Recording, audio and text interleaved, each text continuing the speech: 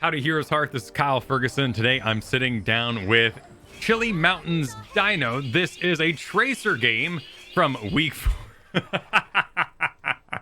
The pings on the hammer already going. From week 4 of CCL Season 4, Verse Simplicity, Match 1, Towers of Doom. Dynouh, thank you for joining me. Thanks for having me.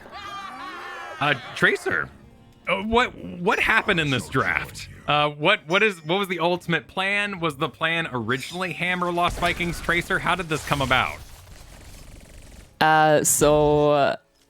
Basically every draft, the only real plan you can have is up to the second ban phase. And in this game we picked up Diablo and Brightwing in Winter 1-2 because they're just really solid together. Brightwing is one of the few healers that can actually heal Diablo's massive HP pool. And from there on, we noticed that the draft up to that point we also had banned a lot of offlaners. Blaze, Dehaka, and Hogger. I think we banned all of them. Yeah. So we knew all of the good offlaners are already out that can technically bully the Vikings that are not gankable. Like if you want to gank a Hogger or a Blaze, you know it's futile. Whereas in this game, we then went for the Hammer and Vikings in the 3-4, and we knew no matter what offlane they get, he is going to be gankable. So that is what I kept my last pick for, in case he is going to be a gankable target. If not, then we just run it with a very strong farm, and that would further improve the Hammer. Okay, so... but yeah, it wasn't needed. And Zool is a gankable offlaner? Very much so. He has, while he is very fast at pushing out lanes, he has a very low HP pool in comparison. Or also no dashes. Yeah.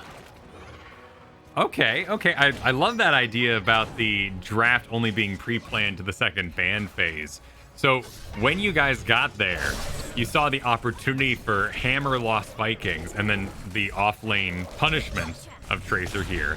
Was the Diablo Brightwing, you mentioned, of course, and we're talking about here, the hyper shift and the percent-based healing. Was that to bait out a Tychus? Like, the early pick Diablos just seemed so dangerous, but then you guys sweep in with such a weird draft. So I'm in the belief that Tychus doesn't really counter Diablo that much. It's kind of a bait. Yeah. Obviously, the percent damage healing is great whenever you can hit any target. And especially in the Diablo, I guess, because he has a high HP pool. But Tychus still suffers from a lot of other weaknesses, whereas like he can't move fast on the map. He gets kited around. If he cannot one-shot the Diablo 100-0, then he kind of lacks the damage from there on out. And whenever he pops Odin, then he is all of a sudden not a threat to the Diablo anymore either. So all in all, Brightwing with the Diablo together just makes the matchup for Diablo a lot more playable. And also we saw the other DPS already. They first picked Maiev, if I'm not mistaken. Correct. Which means if they really lock the Tychus in the 2-3, we already know the backline. Which is usually a very fantastic thing, because the backliners are usually what you want to flex in draft. I mean, you can see in this game, I got the last pick, the Tracer, and it completely destroys the enemy draft, whereas them showing the Tychus early, now it feels awkward for them. Sure. I mean, you were just running free around this team. You got the positional CCs of a Nubarak that are perfectly dodgeable. You're avoiding anything that really Zool can come by, either getting out of range or straight up recalling out of it. What is your targeting priority as a Tracer? Are you just hitting anything you can to build bombs? I remember in the past the bombs used to hit for massive damage. Now they seem very tiny from the outside. Yeah, so I think now you're more encouraged to just use bomb for poke or to trigger your level 4 talents to just heal yourself off and trade better. I mean, in general, Tracer has like very fantastic trading patterns with her melee. If you go into the parting gift or for a second melee, she has even better trading patterns. That's not what I opted into this game, though. Yeah, I will get to that later. Okay, cool. In this game, however, in the Tracer rounds, Mainly because if you look at the enemy draft, they have the only point-and-click CCs they have are Xul Root and Anubra Cocoon. But they're like awkward point-and-click CC because they're also delayed, and both are dodgeable by the recall as well. Which means I'm free to AA them all the time, which is why I went for the Tracer rounds, because that enables that kind of playstyle ever so slightly more. And also it helps around the bushes. In teamfights, whenever you have to always be afraid of bushes, because that is like when enemy can maybe surprise you, re-engage you or whatever, but Tracer rounds gives you the vision on the opponent, completely negates that factor. It seems pretty good with the hammer too, who is gonna be shooting at max range. Yeah, if you think about it, like a lot into hammer, you try to walk away from her, or you try to walk into bushes, so you're not getting bombarded. But yeah, in that sense, small help. Or like a small synergy. Is the team kind of shot calling you around and telling you we need you right now, or you're free to go, or are you just kind of sensing when it's okay for you to go visit that top lane or visit that mid? Usually like on this team, I am the main shot caller. When I was playing last season in 30k, it was also Benny, Hazorbs, Liam, they were all talking a lot.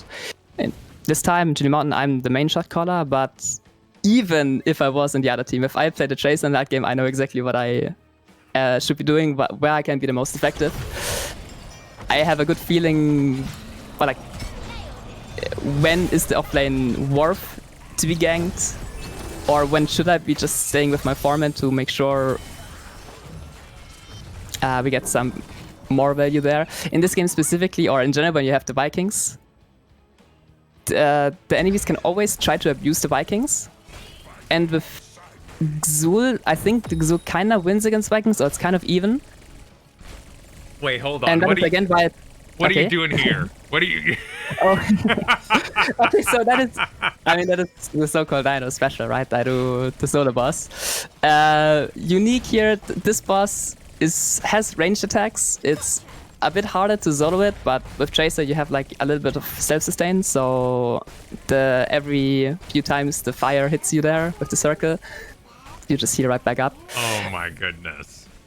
Yeah, you can just make the boss look like, well, like AI. Are you... And you're not like touching bushes or anything weird like that. You're just kiting him in general. Exactly. Like touching bushes would drop the aggro, and that's like the last thing you would want. Yeah, so there's not really any sort of abuse going on here. It's just merely that the AI is a little overwhelmed by your mobility in the situation. Okay, so you're shot calling while sort of dashing about the enemy backline. And is that management of your team? Are you calling micros, or more of a macro thing in the background while you're also playing this extreme Tracer? No, so when it comes to macro, it's usually me. When it comes, like, I am not going to micromanage my teammates. Like, I believe in them. I trust in their judgment on how they want to tackle their fights on their own. And we're trying to communicate cooldowns together, or when we want to go in and collapse together. And that in general is very important on Tracer because of her small HP pool. You can't afford to take bad trades. Like, if you collapse, your entire team has to be on it. Okay, so in that situation, you were poking. I can get the interrupt. I can get the interrupt. But the call to your team was, right wing, I need a heal. For example, in that moment, yeah. Or here, when I'm in the cocoon, my team knows fully well they just have to peel me out for a small second. I just need to not get one shot. So Diablo, I think, charged onto the Tychus, so he can't drill me right after the cocoon. So even if I get silenced or CC'd, if Tychus cannot minigun me out, I won't die, and then we can actually look for the re-engage. That's wild. This is so busy. You're really everywhere on the map right now. All right, well, let's dive into some of these talents here. You mentioned the Tracer rounds. I know that 1-2 punch is extremely popular, but you were mentioning here just your freedom to move around the auto attack range. Do you think 1-2 punch should be a go-to in most situations? Yeah. So if you are a Tracer, or like if you're a player that wants to pick up the Tracer, I think the most solid build that you can go is definitely 1-2 punch on level 1. It's the easiest talent, or like it just gives you so much value with how easy it is if you compare it to Parting Gift. But all the talents on level 1 are viable. On level 4, there's only one viable talent, it's Pulse Generator. This talent does so much. You hit a bomb, you heal for 18% of your HP, you get a blink refund.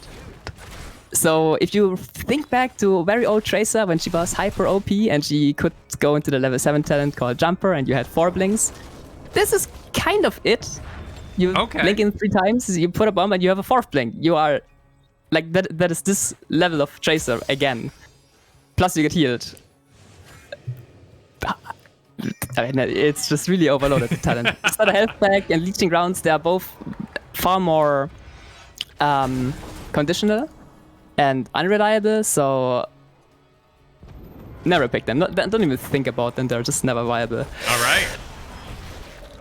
Level 7, you got Sleight of Hand here. Yes. So, first of all, Focus Fire is a talent that is just not pickable. Sleight of Hand is a talent I chose primarily because on an A, it's very hard to hit the timers of Locked and Loaded on ping. Instead of like half the duration of your reload, I have only like 15%. It's very hard to nail the timing, so Sleight of Hand is just the more chill talent in that sense. And and sometimes it can be better because you hit more. That means you get more bomb charges. And there are always moments where you might get micro stunned or Yabak into the Stuk of Puddle. Then I couldn't use Locked and Loaded because I'm technically using an ability. Oh, but really? Sleight of Hand is like a passive thing that always works. Yeah. Okay. So people at home should be aiming for Locked and Loaded and practicing that and getting better at the active reload. However, Sleight of Hand, perfectly viable if you don't have the spare APM or you're on ping, or a Silence is on the enemy side like Stukov. Perfect. Yeah, on level 10, we have very viable ult choices. Every ult, I think, has their own niche. Sticky Bomb, for example, is fantastic if the enemies don't have a cleanse, or if, let's say, in your team you have a Hanzo with you, and you can slow the enemies with the Sticky Bomb by yourself. So the Hanzo arrow becomes easier to hit. Or if the enemies are forced to use the cleanse on the slow, so the arrow after becomes even more potent. Like, you can always also bait cleanses with it. It's just an overall very potent talent. But obviously, Quantum Spike, if your aim is to one-shot the front line or just have more damage, usually paired up with Parting Gift, I would say. Also a fantastic talent. And then Pulse Rounds, that is the choice I went for this game. Goes back to I just got to AA them for free and I just want to be as healthy as possible, trigger my level 4 talent as often as possible. They even have the Maiev that can dodge the bomb. Tychus has the spell armor and Anubrak has W. So bomb wouldn't get as much value. So I just really wanted to get more advantage out of my level 4 talent. Sure. So just more raw level 4s for the healing, for the blink, with the range that you've done in the first place because you're freely auto-attacking. So you've transformed your DPS ability here that could be Quantum Spike versus the Anubrak and all that sort of business as well into something that services your other abilities and playstyle. That's really cool. Yeah, and it's not like bomb does 0 damage. You get more bombs with Pulse Rounds. It's still a lot more DPS. Sure. But those are like the added effects. Onto 13, only Jumper is really viable. Telefrag is so unreliable. It only deals damage when, you go back 2 seconds ago, and then there are rarely any enemies. So for damage-wise, it's a very unreliable talent. And if you get the recall out, you probably don't need the unkillable frames either. So just a weird talent. Untouchable is a viable talent somewhat, but it's just... Even if you get all the kills and get it stacked, it feels weird just not having any blinks. Jumper gives you so many more blinks throughout the entire game. And the shields, more sustained, you can play more aggressive. You guys won in the background of this rundown, by the way. Yeah, way too fast. It's very impressive. I mean, really seemed like with Tracer in the background, Lost Vikings on the macro, and Hammer just wailing away throughout the entire game. And look at your own damage too over the top here. I mean, really, is it safe to say that this was a composition win for you all? Just draft win? I would say it's most certainly a draft win, but I would also say that giving, like, even without all the heroes that we had into their draft, Tracer, I would probably just 1v9 anyway. It would just take a bit longer to win the game then. Excellent. Excellent. So Jumper also gives you the its cooldown refreshes, no charges, and then you get a shield. So that sounds great for everything you're doing with your auto attacks healing the whole way as well. Ricochet is certainly the most popular talent, and I know a lot of people talk about this being a opportunity to get Tracer late game lane clear, but that doesn't seem the issue here. I mean, it's certainly not an issue for us in this game, but if you're looking for a late game wave clear, it's kind of odd because in the late game, usually you don't really aim for clearing waves. You're really aiming to push or win fights or have like position the lead and whatnot.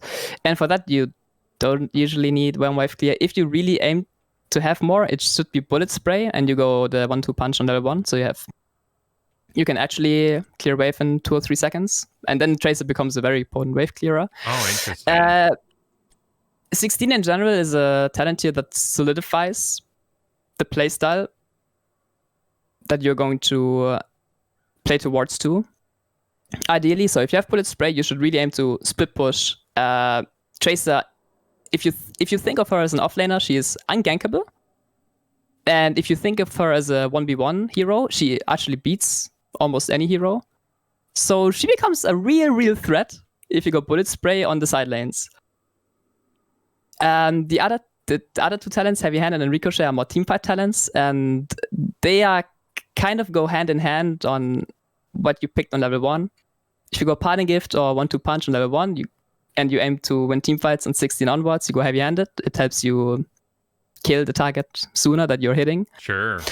And Tracer rounds in 1, well, it helps you just to kite better, gives permavision, and then Ricochet also spreads the vision and also gives you more lifesteal. That is the thing I don't think people know.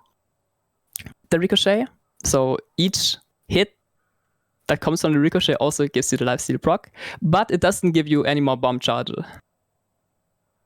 Oh, okay. Yeah, but it does spread the reveal with the Ricochet. So we got a nice little stack going here. Really cool to see how these talents really kind of flow into each other. And in fact, having this pre-knowledge of what the enemy team is going to look like is going to greatly decide your level 1 and basically the rest of your build, it sounds like. Maybe your 10 is kind of a little situational, but even that sounds like you should know that after the draft is over. What about... So, on 20? Yeah. Only one viable talent again. It's called Get Stuffed. That one gives you 20% of the bomb charge instead of 10, which is a big deal. Another big deal is if you compare it to, let's say, Last Rites, the enemy, like you put a Last Rites on an opponent, they have 2 seconds time to, I don't know, de-shield or prepare to get healed, or I guess they know they're dead, or, but there's a 2-second buffer. Whereas in Get Stuffed, it's like instantly. Because you're going to smack the bomb target, dealing the damage? Yeah. Put a bomb, you melee them, it explodes immediately and knocks the target away. There are 2 sides to the coin. Either you can use it for the knockback specifically, but that one is kind of tricky to get because, I don't know, the game has very weird knockback mechanics. The easier way of using this talent is you don't bomb the full HP target, but instead you bomb a 60% HP target on the backline and they're dead. It's twice as effective Last Rites if you use it right. Because there's not as much time to react that you get in there. Exactly. So Total Recall is the most popular talent when we look at Storm League stats. Is that just because of unreliable healers, and here in Coordinated you just don't need to recover lost health like that? I mean, Tracer is a pure positional hero. She has 3 blinks. She is very forgiving in terms of positioning. So if you really need to heal out of a recall, you probably messed up and you probably should have died in that kind of engage. So basically, if you have become conditioned to using the crutch of total recall, you're probably making bad trades in the first place. Yeah. Yes. Right. If you want to look for a quick trade, you blink in bomb, melee, parting gift, I guess. I don't know. Like, it depends what you have. You don't lose any HP in that time window. So usually that's not necessary. Exactly. Chrono Triggers is a funny talent, but it's not usable. It feels weird. It looks stronger than it is, but if you ever play it, you really realize how little it does, or just how awkward it is, because you really don't want to waste blinks to proc that talent. You want to use your blinks to position yourself properly only. Right. You mentioned earlier on your trading math. What was the thing you said we'd get back to? Oh, the trading patterns. Trading patterns, yes. What was that? Okay, so when Tracer has her bomb up or her melee and even parting gift, let's assume that, she deals like 700 damage on level 1 with just all these abilities combined. Okay. And you can do all of them in like 1/10 of a second without the enemies even trading back into you or giving them a chance to trade back into you.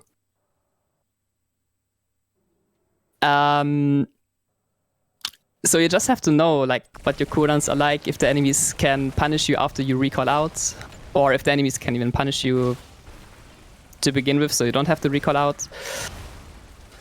It's just a very dynamic thing that you need to get going, and that comes with playing a lot of Tracer games.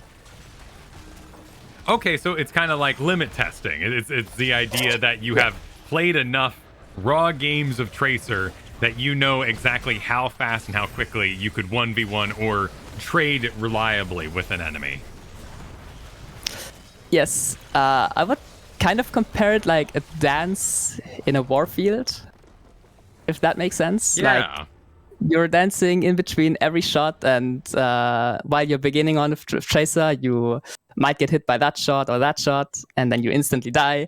But you learn from it, and then you learn how to just really feel the flow of the battle, and a layer just keeps getting added to it, and you learn more and more, and how to dodge more and more of these like so-called shots. And eventually, there are no more shots to be dodged, and congrats, you won a team fight, for example. Get good. I like that. It's a good rundown. So awesome. We have this excellent build for ping, as well as kind of training yourself up, but a really good direction for anybody who's interested in learning Tracer and figuring out how to basically 1v1 anybody in the game. Thank you for the rundown, Dynouh. This was fantastic. Everyone at home watching this, be sure to like, subscribe, ring that bell, share this video as well, as we make more educational content for Here's the Storm here at Heroes Hearth, and of course the ongoing CCL.